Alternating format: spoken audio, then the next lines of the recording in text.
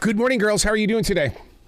Good. How are you? Absolutely fantastic. What inspires me most about you is that you have proved my producer wrong. When I was in the studio the last time, he says, there's too much harmony. We don't need that much harmony. And I see you guys on NBC's The Voice, and I'm going, oh my God, people still believe. Oh, yeah. We love harmonies. We're obsessed with harmonies. Think about music. How do you break it down? I mean, I've seen interviews with the Andrews sisters and how they would sing with the radio and figure out their place because, I mean, you bring a uniqueness to it.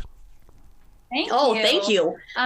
We really just listen to the music. Sometimes, yeah, I would say it's very similar to them. We will listen to karaoke's of songs to listen to the notes, and then obviously we find our melody, and then we'll just start to experiment with different notes. We like to do weird things with our harmonies sometimes. Yeah, we love to be weird. That is something a lot of people I'm sure have noticed. I mean, we love doing the weird harmonies that you wouldn't expect. Yeah. So that's something that we've always developed. We've always gone, okay, this is a great harmony. It's a little bright. What if the middle high harmony goes a half step lower, makes it a little weird? And we just try it out.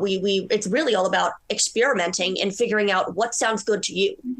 Do you drop your vocals onto a track and then go in there and try to practice it? I mean, or are you guys doing it like right on the spot?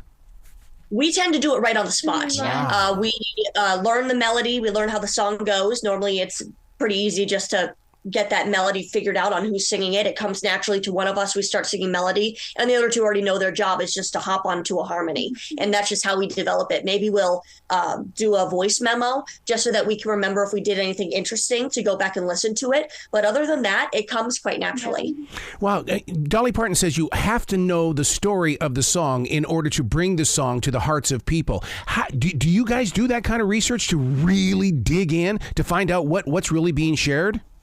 Yes, absolutely. I mean, we go through and we look up on Google, or we look up interviews, and we try to see what the song means to them. And then after we realize what the song means to them, we then try to correlate it to something that we have experienced, so that we can make the situation into a situation that we have experienced and we understand. Yeah. Initially, when you hear a song, you're going to feel a certain way. Like, even without necessarily reading into the backstory of it, you're going to feel a certain way about it, because that's just what music is. It makes you feel, which is what we love about music. It's why we wanted to pursue it in the first place.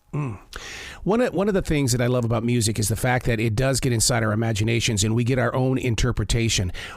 How do you guys handle that when fans and followers, because you're going to start getting more and more and more and more by the billions here, and with their interpretation, how do you digest that? Everybody interprets music different, and that's what's so about it. If you read somebody's perspective on a song, it could change your perspective, and you could say, oh, like, I didn't think about it that way. But that is true. Every person has a different way of looking at something, and everybody can grow from those different people, which is something super cool when you really think about it. History has given us so many different bands and performers that have had 3 lead vocalists. You've had Three Dog Night, you've got Fleetwood Mac with Lindsey Buckingham, Stevie Nicks, and Christine McVie. I mean, the 3 of you, how do you know who's going to take the front role in a song?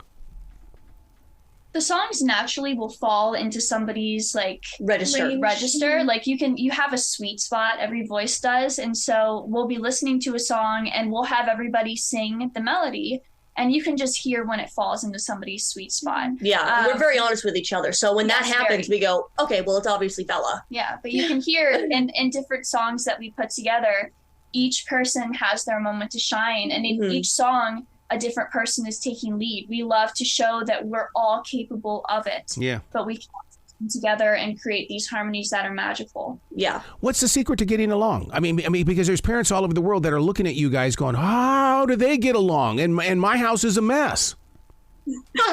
Well, we're siblings, so we have to get along. No, I'm kidding.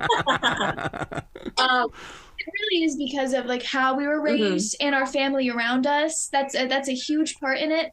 Like if we had, different parents, this would be a completely different story. Yeah. So it really does come down to how we were raised and our mom and dad. Yeah. We were raised on honesty. And I feel like that's something that has made us super close with each other, because we can all be very honest with one another.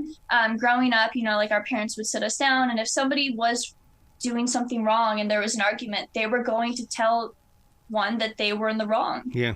And apologize. And that's something that not a lot of parents, I feel, do, because they want to make sure that each child feels like they're not being ganged up on. And it wasn't ganging up on them. It was just teaching us right from wrong and honesty with one another. And I feel like that's why we're able to communicate so well and work so well together, because we just have that level of honesty. Oh God, I love that, because it's about transparency and it's about communication. And if there is something that doesn't feel right, man, bring it out. But we don't have to fight about it. Let's just talk about it. Honesty is the best policy. Yeah. So true. If I were Chance the Rapper, I would have you on so many of my songs. I mean, I hope to God he's knocking on your door. Thank you so much. That means a lot. Because he explores music. He's not just a rap artist. He's not a hip hop artist. This guy really explores the process and the creation of what is going to affect people.